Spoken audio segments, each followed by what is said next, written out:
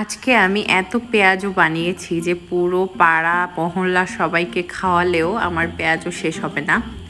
তো ঘটনা হচ্ছে আমার বর অনেকটা মাসকলাইয়ের ডাল নিয়ে এসেছিল, কিন্তু ওইটা আমাদের খাওয়া হয় না, তাই অনেক দিন ধরে পড়েছিল। আর যেহেতু অনেক বৃষ্টি বৃষ্টি ওয়েদার হচ্ছে, তাই ভাবলাম যে পেঁয়াজু বানিয়ে ফেলি। তো শুধু মাসকলাইয়ের ডাল না, বাসায় যে যে ডাল ছিল সব, আর আমি পেঁয়াজুতে ডাল দিয়ে বানাতে গেলে সাথে একটু চালও দিয়ে দিই। তো সব মিলে এখানে ধুয়ে নিচ্ছিলাম।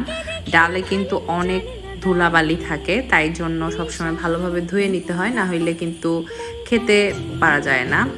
আর পেঁয়াজুর মেন উপকরণ যে পেঁয়াজ, সেটা আমি কেটে নিচ্ছিলাম। তারপরে এত চোখ জ্বালা করছিল, তাই আমার বরকে দায়িত্ব দিয়ে দিই। ও কিন্তু অনেক ভালো পেঁয়াজ কাটে। আর পেঁয়াজুতে কোনো শুকনা মরিচ দেয়া যাবে না। পেঁয়াজুর মেন উপকরণ হলো কাঁচা ঝাল, সেটাই আমি এখানে কুচিয়ে নিচ্ছিলাম। তবে হাত দিয়ে নিলে অনেক হাত জ্বালা করবে, তাই কাঁচি ভরসা।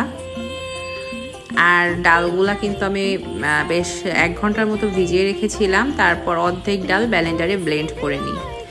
তারপরে এখানে পেঁয়াজে আর ঝালে সমস্ত ধরনের মশলা দিয়ে নিচ্ছিলাম। ঝালের গুঁড়াটা একটু অল্প দিলাম, কারণ কাঁচা ঝাল অনেক দিয়েছি। আর হলুদ দিলাম এইটা, আর শেষে দিয়েছিলাম একটু চাট মশলা। এটার স্বাদটা আরও দ্বিগুণ বাড়িয়ে দেবে। তারপর পেঁয়াজের সাথে এই মশলাগুলো খুব ভালোভাবে চটকে চটকে মাখিয়ে নিতে হবে। তো ঘটনা ডাল তো আমি অল্পই ভিজিয়ে দিয়েছিলাম, কিন্তু 1 ঘন্টা ভেজার পর সেটা দেখি যে অনেক বেশি হয়ে গিয়েছে, প্রায় ডবল হয়ে গিয়েছে। তারপর আমি ভাবলাম যে এটা দিয়ে কি করব, তাই বেটে অর্ধেকটা রেখে দিয়েছি, আর বাকি অর্ধেকটা দিয়ে এখন পেঁয়াজও বানাবো। তো এটা দিয়ে অর্ধেক ব্লেন্ড করে নিয়েছি, আর বাকি ডাল কিন্তু এখানে আস্তই আমি অ্যাড করব।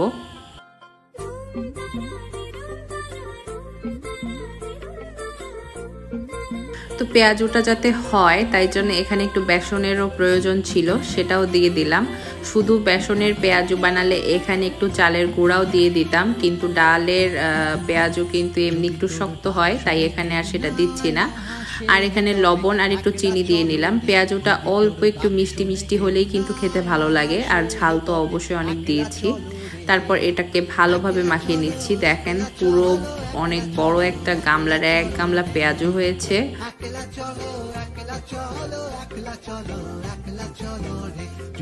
এখানে আমি 2 রকম তেল দিয়ে নিচ্ছি, সরিষার তেল এবং সয়াবিন তেল। 2টা তেলে একসাথে পেঁয়াজুগুলা ভেজে নেব। তো এবার ফটাফট তেলে দেব, আর পেঁয়াজু ভেজে তুলে নেব।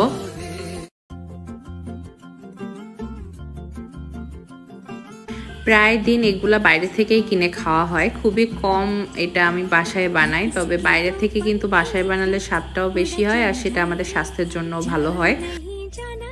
তো কথা বলতে বলতে এখানে আমার পেঁয়াজগুলা ভেজে নেওয়া শেষ। এটা ছিল প্রাণের ধনিয়া পাতা সস। এই সসটা যে আমি কি খুঁজেছি, কিন্তু কোথাও পাওয়া যায় না। সিলেটে এসে এবার পেয়ে গেলাম লাকিলি, তাই নিয়ে এসেছিলাম। তো এখানে ছিল টমেটো সস আর ধনিয়া পাতা সসটা। আমার তো প্রাণের সস এমনি অনেক প্রিয়, যে কোনো কিছু দিয়েই অনেক ভালো লাগে, আর পেঁয়াজুটা দিয়ে সেদিন জমে গিয়েছিল।